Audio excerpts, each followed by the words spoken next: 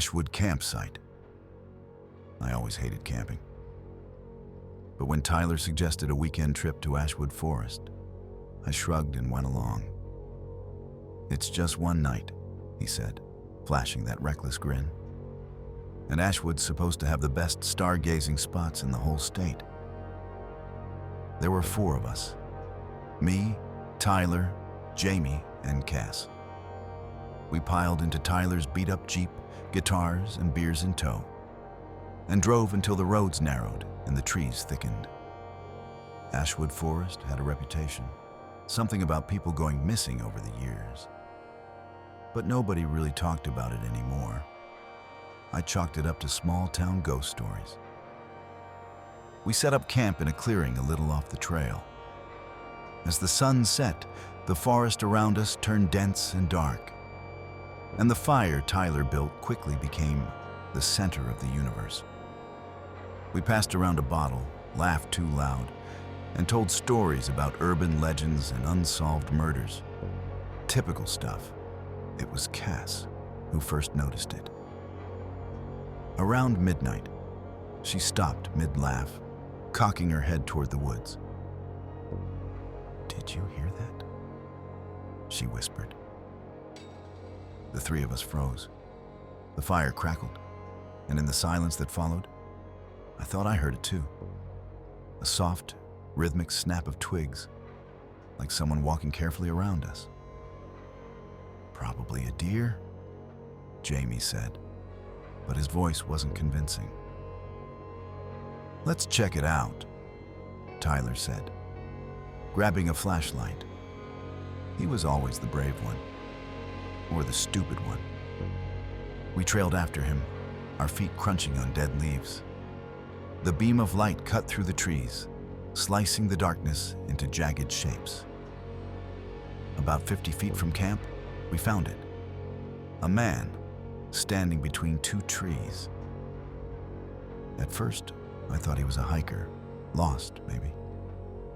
But something was wrong. His clothes were shredded and filthy, hanging off his frame like wet rags. His skin was pale, almost bluish in the light. His eyes, they were open too wide, unblinking. "Hey buddy, you okay?" Tyler called out. No response. The man just stood there, staring. His lips were cracked and colorless, and when he opened his mouth, a low, rattling sound came out, like he was trying to speak, but had forgotten how.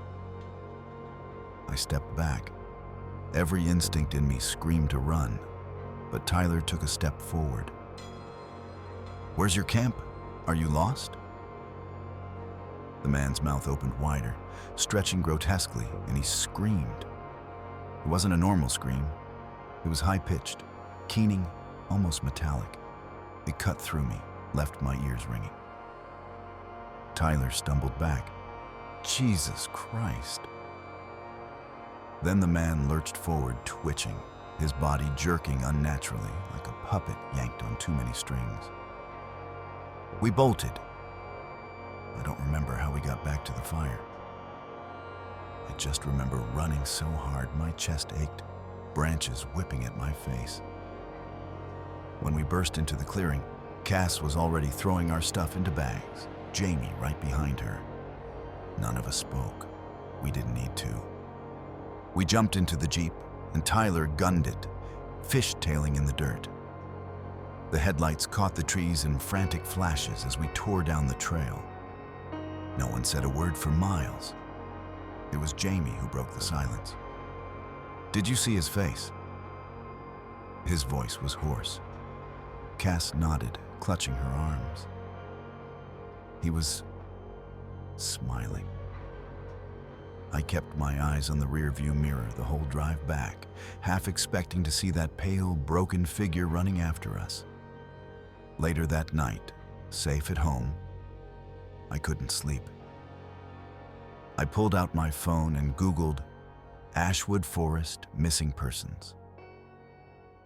There were dozens of them, hikers, hunters, campers, all vanished over the last decade. No traces, no bodies found, except for one. I clicked on the article. It was about a man who had gone missing 5 years ago. The photo was grainy, but it was enough. Same face, same vacant, too wide eyes, same cracked lips. His name was Daniel Carr. They found him wandering the woods 2 months after he went missing. Unresponsive, starved, clothes in tatters. He died in a hospital bed 3 days later. But if he was dead, who or what had we seen? The next morning, everything felt wrong. I barely slept, jolting awake at every creak and groan of my house settling. When my phone buzzed at 7:13 a.m., I nearly dropped it. It was a text from Tyler. "We need to talk, now." 15 minutes later, we were all crammed into the diner on Maple Street, the one with the cracked vinyl booths and the smell of burnt coffee baked into the walls. Tyler looked like hell. Dark circles under his eyes, hands trembling around a chipped mug. Cass picked at a dry muffin, and Jamie just sat there staring out the window, his knee bouncing nonstop. "So," I said, breaking the silence, "what the hell did we see out there?" Tyler shook his head. "I don't know. But it wasn't a person. Not anymore." Jamie finally spoke, his voice low.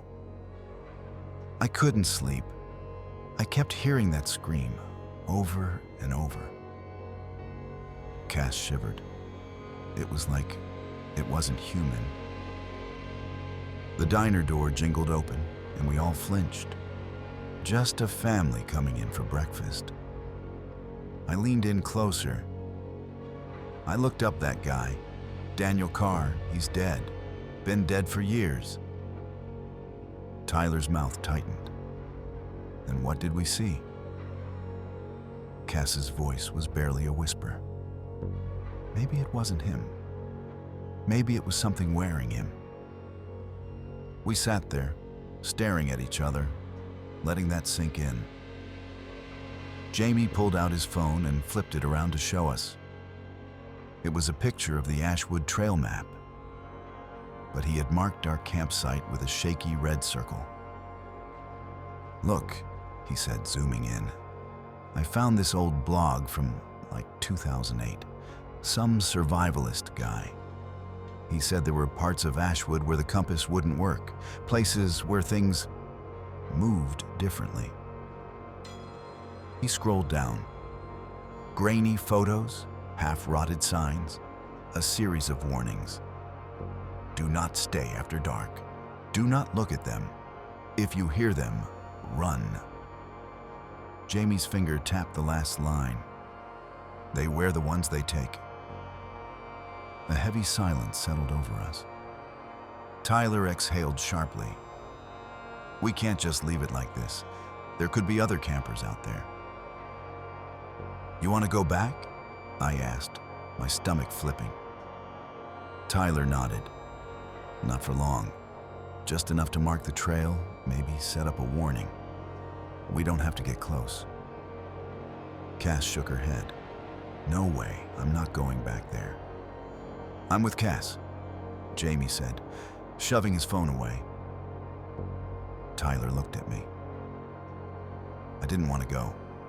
Every fiber of my being screamed to stay far, far away from Ashwood Forest.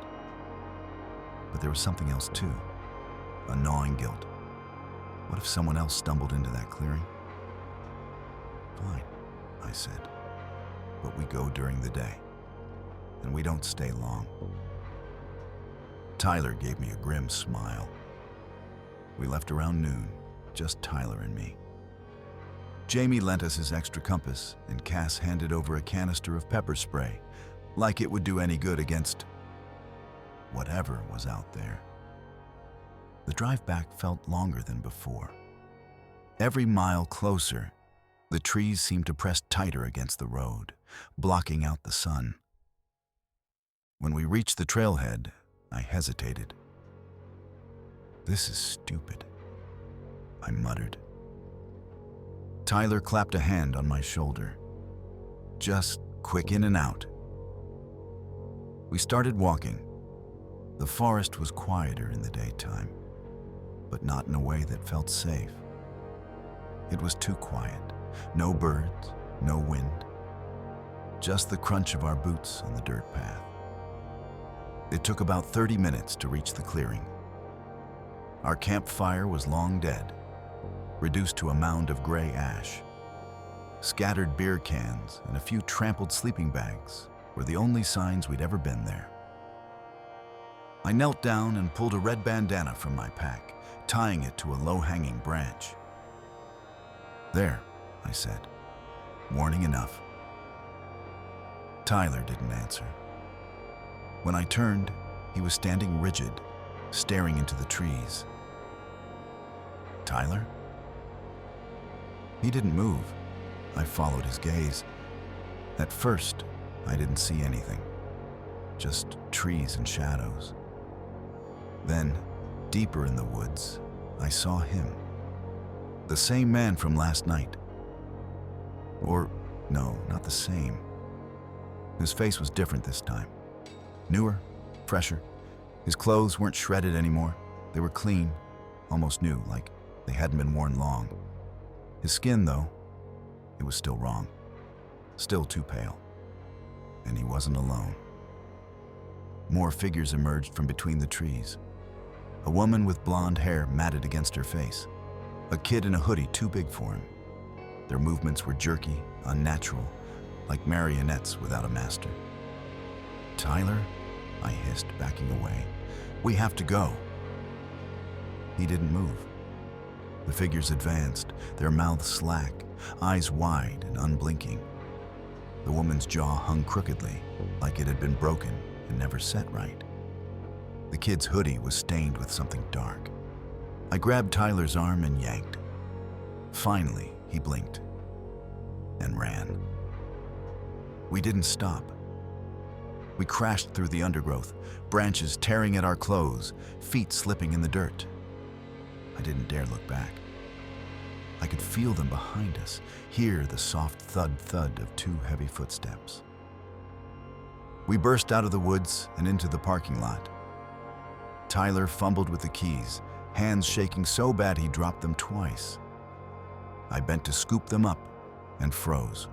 On the Jeep's windshield, written in a thin, brown smear, not mud, were 3 words. "You can't leave." We didn't speak on the drive back. Tyler white-knuckled the steering wheel, eyes locked on the road.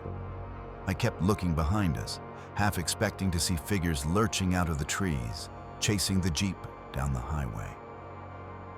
But the road stayed empty, a thin black line stretching toward the horizon. We reached town in record time, but the knot in my gut didn't ease up, not even a little. At Tyler's house, we sat in the driveway for a while, the engine ticking as it cooled. Neither of us wanted to get out. Finally, I broke the silence. What the hell were they? Tyler shook his head, jaw tight. "I don't know. But they weren't alive." We finally went inside. Tyler's place was the same as always, cluttered, lived in, faint smell of old pizza.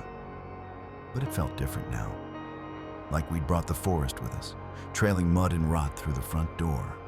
I crashed on the couch while Tyler disappeared into the kitchen. I heard the clink of a bottle opening and the fridge door shutting. Normal sounds. Safe sounds. I almost convinced myself it was over until my phone buzzed.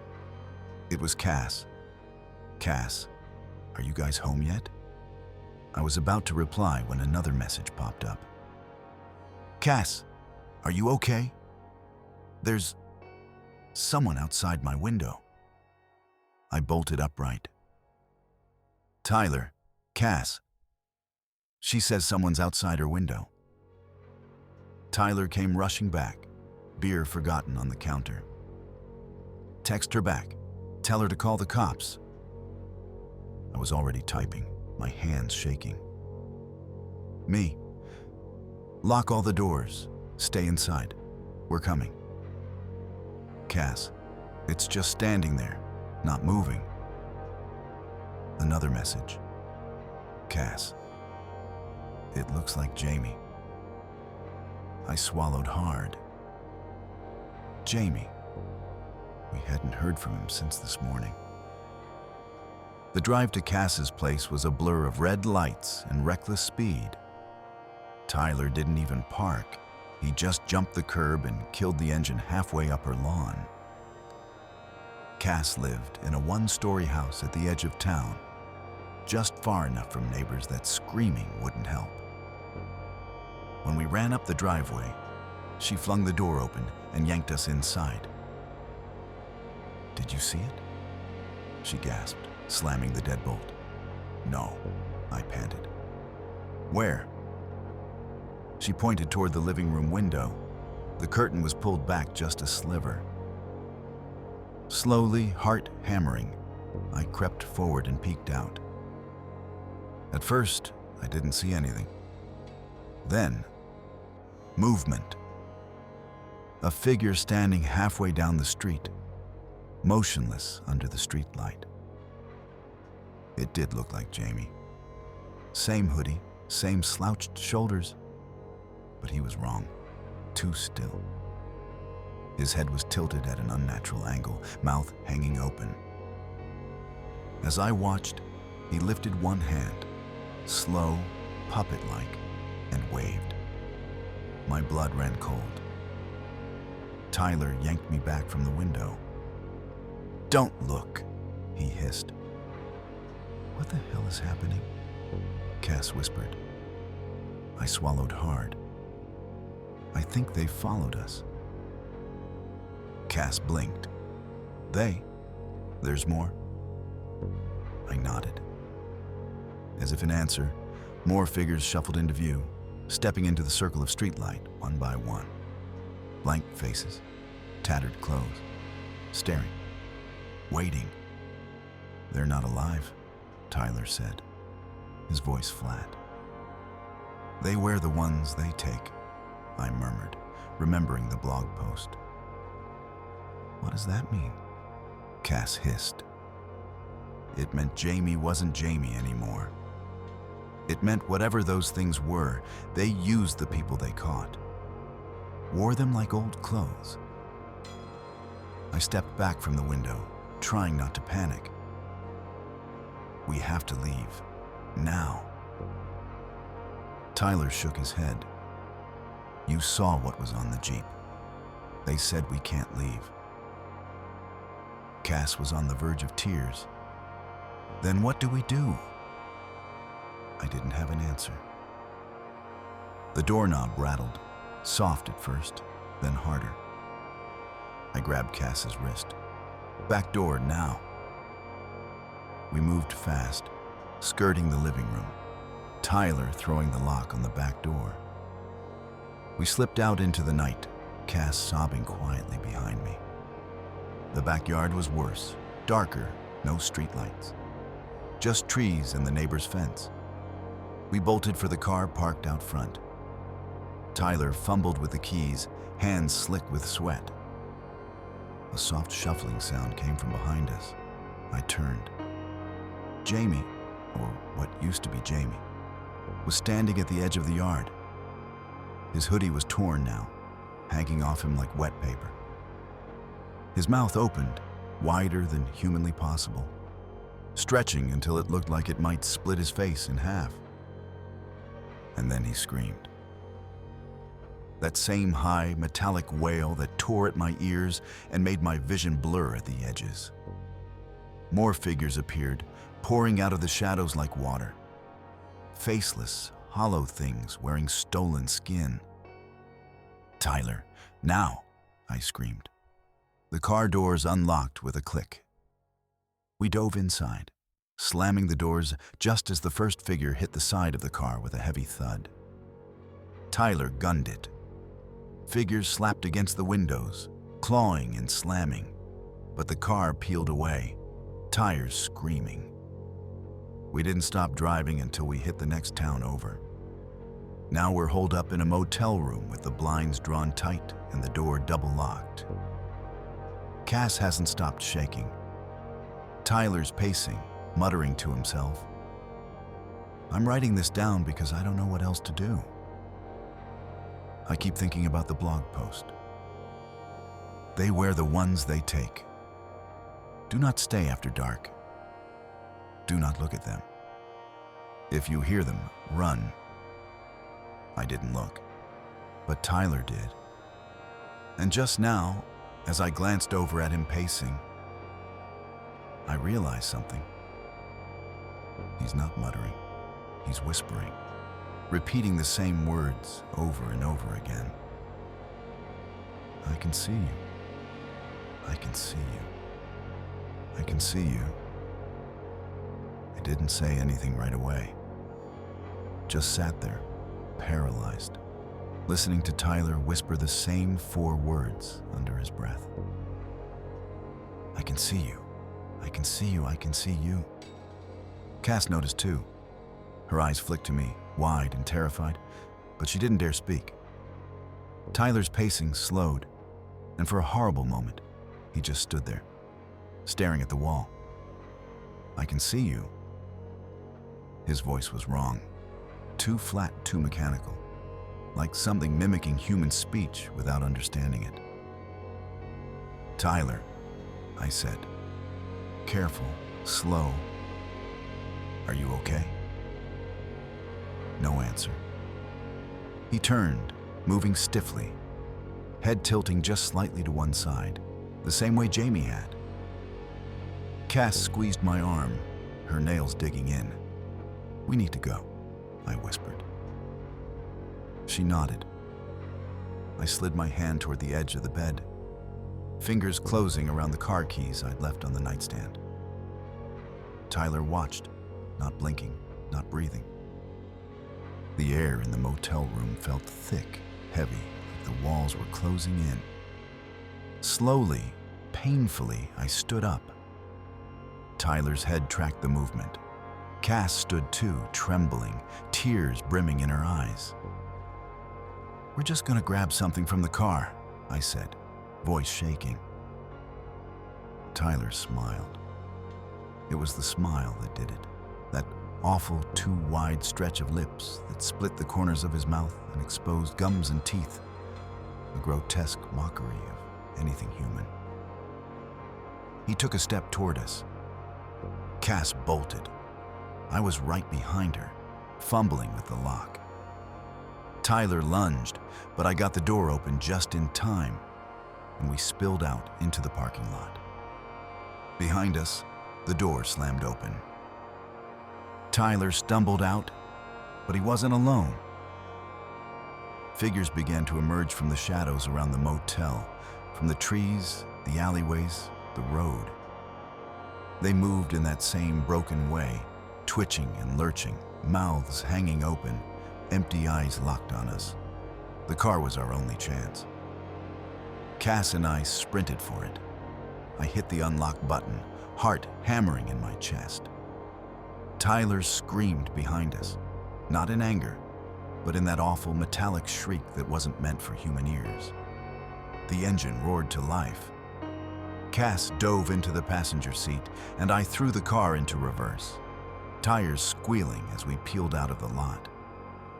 The last thing I saw in the rearview mirror was Tyler standing under the buzzing motel sign. His face split into that unnatural grin, his arms hanging limp at his sides like a doll waiting for someone to pick him up. We drove until the sun came up, not daring to stop. Cass didn't speak for a long time. She just sat there, staring out the window. Finally, as the first rays of sunlight bled over the horizon, she said, "He looked normal when we left the forest." I nodded. Maybe it takes time. Neither of us wanted to think about what that meant, about how long Tyler had been Tyler after we left Ashwood, about when exactly whatever had taken Jamie had gotten into him too. We checked into another motel 2 states away, using cash. I don't think either of us slept. I tried to do some research, digging deeper than blog posts and old news articles. I found scattered reports about other forests, other disappearances. Always the same signs, people vanishing without a trace, only to reappear wrong. Some called them hollow men, empty shells worn by something else, something older than the forest, older than us.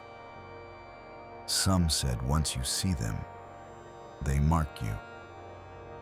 That night, Cass started whispering in her sleep. I leaned closer, heart pounding. Her mouth moved soundlessly at first. Then I caught the words. I can see you. I didn't sleep after that. I'm writing this from a gas station parking lot, using the free Wi-Fi. I don't know where to go anymore. I don't know if there's anywhere safe. I keep checking the mirrors, the shadows, the edges of the streetlights. Cass is sitting in the passenger seat, staring at nothing. She hasn't blinked in over an hour. I don't think she's Cass anymore. And if that's true, if they can wear us, how do I know I'm still me?